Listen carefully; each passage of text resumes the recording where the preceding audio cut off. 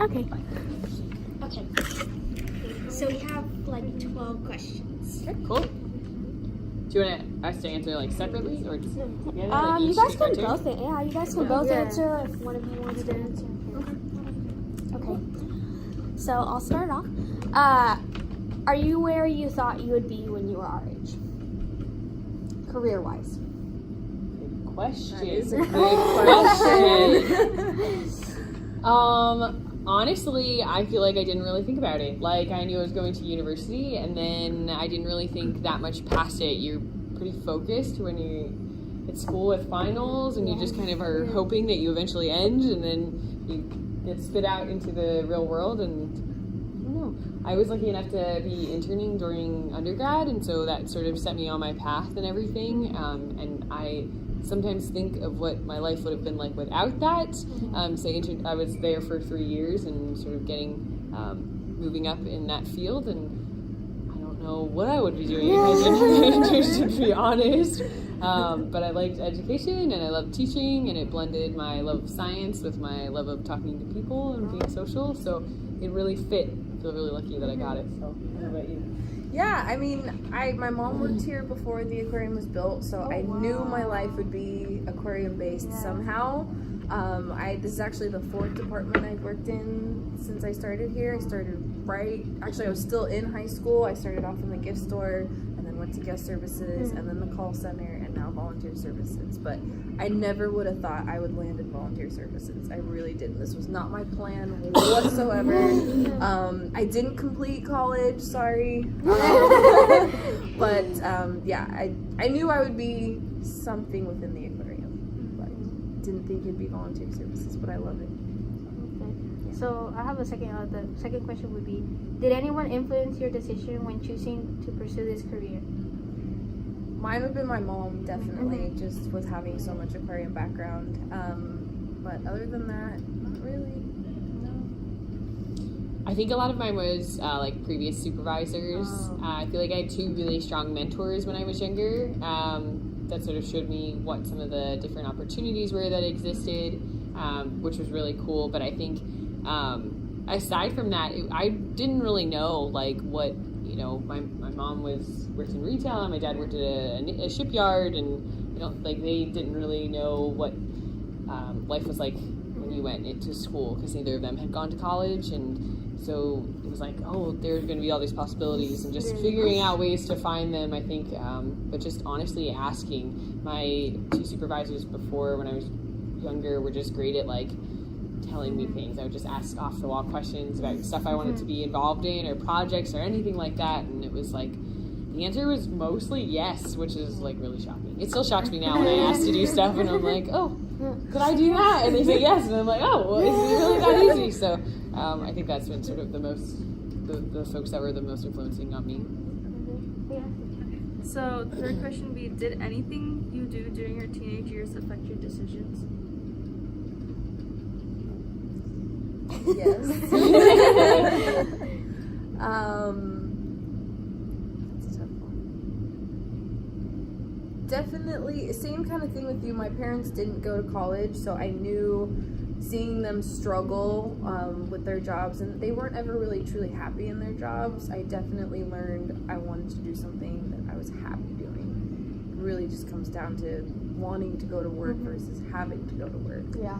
And all the jobs I had at the aquarium before volunteer services, I felt that way. And now that I'm with the volunteers, I'm happy to come to work.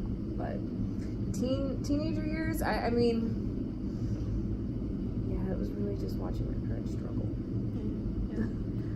I think for me, and similar to that, just sort of recognizing that I wanted something that was really stable, that was really important.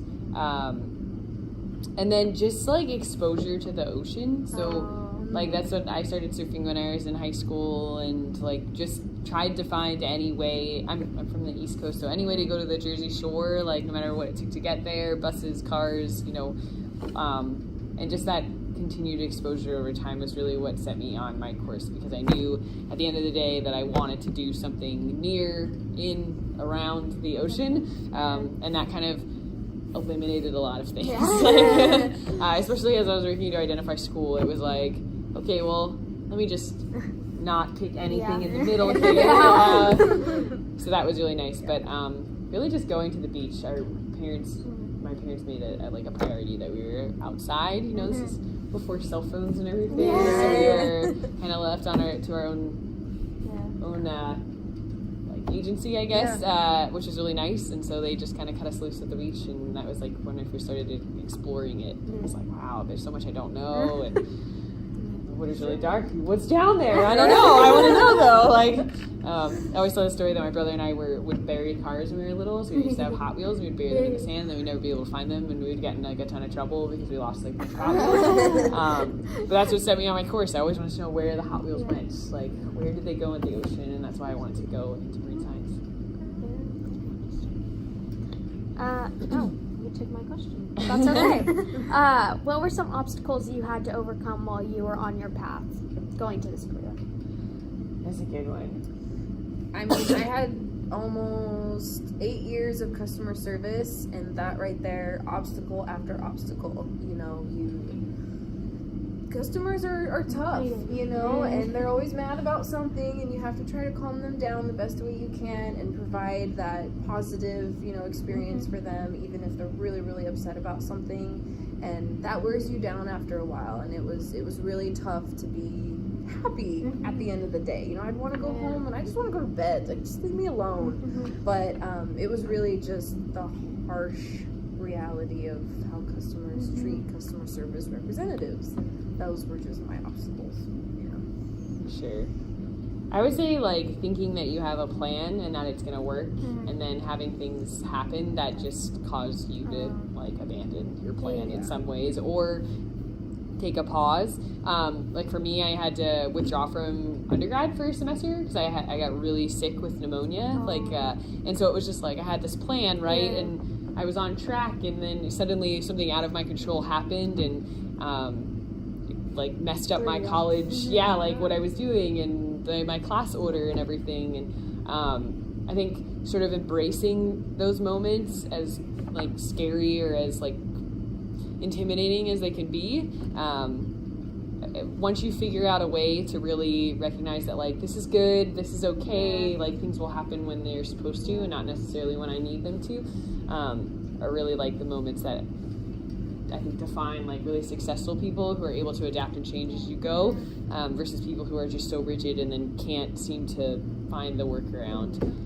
Those are like those really defining moments. 'Cause it was really hard. I was like, was it like frustrating though? Like oh, for sure. I was like super sick for so long, like, and for like months, and like I was like, my friends were at school, like having a great time, and I had to move home, and like I was like just on the couch for a while, and it was just like, I want to be out there doing college stuff. Like all the great things. And so it's like, oh gosh. And then, you know, I really thought about, I was a freshman, and I was like, maybe I'm not supposed to be in school, and like I sort of really weighed whether or not I should go into trade school like my dad or something, or maybe there was just like another pathway for me. But I ended up going back, and I actually have an English degree. So it's different than what I thought. I was marine science when I first showed up. And so like just life sort of happens, and your ability to kind of work with it instead of against it is really important. But like, what changed? You know how you said you were an English major, but like, what came back to like marine, like how? So it was always a part of it. I always worked at a science institution, and I was in communications and everything, so I always knew that the ocean was going to be there. And I had to, when I got sick, I had to move home, and I was back in Philadelphia, and there's not a lot of marine science programs there, and so it was sort of like, okay, what's the other major that would be fitting? And it was like, I learned how to read and write and analyze and research, and I developed all these skills in liberal arts that I thought were really important and sort of were foundation setting for me to then figure out what I wanted to do next. And while I was doing that, I was also working at the Science Museum with scientists and figuring out ways of communication and stuff. And that was when it was just like, okay, this is something that I really like, and want to pursue. Another question would be, how did your education? Never mind.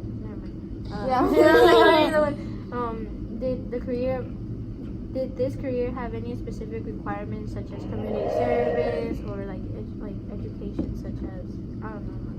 college. Yeah. Requirement. So we are required to have I wouldn't necessarily say required, but the majority of people in the field with me have a bachelor's degree in either education or science. And a lot of them, as you move up, have master's degree. We do have a doctor or PhD person on our team as well, so it's really diverse. The majority of people, like I said, have some type of bachelor's in either science or education communication. Sort of the anomaly in that for sure. And then higher level definitely has masters. But I wouldn't necessarily say that they're requirements, but yeah. No, I was gonna say, no school was needed for my current position, so I got really, really lucky so they let me have it. But that was just because of all the aquarium experience I had. I'm sure. So was this career your first choice? Is it always what you wanted to do? Or if it wasn't your first choice, what made you decide that you wanted to do this career specifically? Good question. I think that, like, sort of going back to the first question, where it was like how we decided to get into this field, I think honestly it's something that like continues over time. I think it's something that I think about where it's like, do I see myself in this field for 5 more years? And if I don't, what does that look like? And it's something that you kind of continue to evaluate and what works for you as your life change. Like, things change, or you move to somewhere else, or there's different opportunities. Right now I'm like having a little bit more field experience. Like I've been seeking out those opportunities, and I'm just trying to find out if I don't want to stay in inside education, does outside education, like would field education be something that I would want to pursue, or something that's interesting, or anything like that. I'm taking classes right now at community college just to sort of see what hard science is like. So it's just something that you are constantly, I feel like, wondering, like measuring whether or not you really see yourself in this field for any longer. And that's the beauty of like the career world, right? There's so much flexibility, there's so much opportunity. What an informal educator does at this institution versus this institution is so dramatically different that you're really lucky in that, like, there are these experiences that you can have within your field, and you can kind of stay in this big umbrella of like informal educator, but it encompasses so much. You know, there's informal educators that are out at sea 9 months out of the year doing hard science with researchers, but communicating that from their ships, versus like what we do here, or versus like the professional development that some folks do with teachers. You know, they're more in the classroom based, so it's really diverse. So that's really nice, and I think something, like I said, that just continuing like your sort of meta moment where you're like, is this what I want to do? Is this where I thought I was going to be? I think we ask ourselves that like all the time. Yep. How are your friends and family affected when you decided to work toward this career, if at all? Well, my boyfriend actually works here too, and my mom worked here, my cousin worked here, my aunt volunteered, my other cousin volunteered, so yes, it was pretty much a given that I would end up here. Yeah. But So would you choose something else if it wasn't like influence? Like, did your family? I know how your family influenced, but would you have chosen something else other than that? I probably would have, especially if I would have continued with school.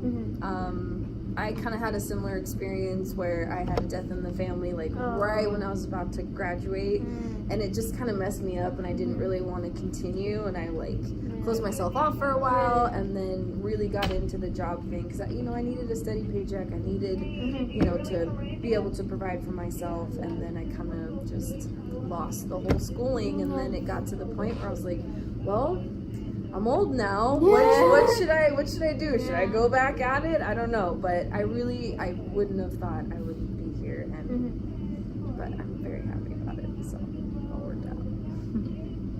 I think if you ask my family, they'd be mad that I'm out here. I moved 3,000 miles away from home.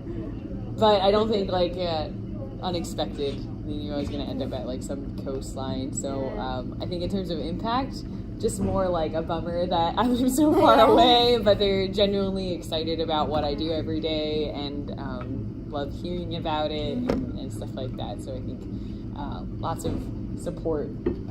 But I think if my mom had the option, she would bring me back. Okay, so if you could do everything over again, would you like make the same decisions that you made or different? Definitely continue school. I would finish school, and I would try to find something I was really, really interested in that I could make a living at. And I think all my passions and hobbies now, if I were to go back to school for them, they wouldn't provide me the career that I would hope it would. So I think that's why I haven't really gone back. I mean, I love dogs and music. Oh. So it's kind of, like, okay, and I don't know if I could provide for myself with any of those, hobbies. So it's okay. That's all right. Dog trainer who listens to music. Right? Yeah. Dogs who play music. Sure. Oh yeah, that sounds good. See? All right. That's tough. I feel like I want to be one of those people that says like, no, all of my mistakes have led me to this moment, and I feel really good. So I think in some cases I probably, I would change some stuff. I probably would have stuck with hard science and stayed in South Carolina for school and finished marine science degree and everything. But I don't know. I don't know what my life would look like if I did that. So I'm not sure. The path I'm taking. Yeah, no, it is a tough question. And I think that's constantly what you do too a little bit, where you're like, what? Sometimes I don't know. I think about if I stayed in Philadelphia, what would my life look like? It's kind of scary, but exciting. Yeah. It's kind of funny in ways. It feels like a movie where you're can dream and be like, look back on it. Maybe I would be married to Ryan Gosling. Darn. Like those kinds of things. So I don't know. But yeah, I think I would have changed things up a little bit. Nothing too dramatic though. All right. Now you're dreaming about it. Yeah. I think Joseph Gordon-Levitt too. I mean, it's fine. I'll deal with that. All right, I'm Ryan Reynolds all the way. Deadpool. Except you can't compete with Blake Lively. She is like an 11 out of 1 through 10. Honestly. Whatever, man. Alright, I think we have one more question. Yeah. So how do you think you've grown as a person throughout your experience?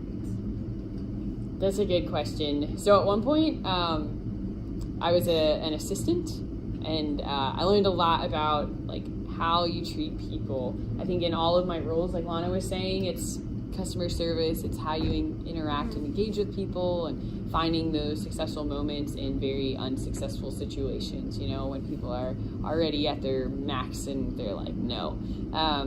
So figuring out ways to adjust and adapt within those situations is really important. And I think when I was an assistant, that's where I picked up a lot of specific skills of, I was really lucky because the people I reported to were really nice and really encouraging. But, Mad Men is a real thing. There, there's these people who aren't as supportive and who are, extremely demanding and can sort of shift that attitude on a team.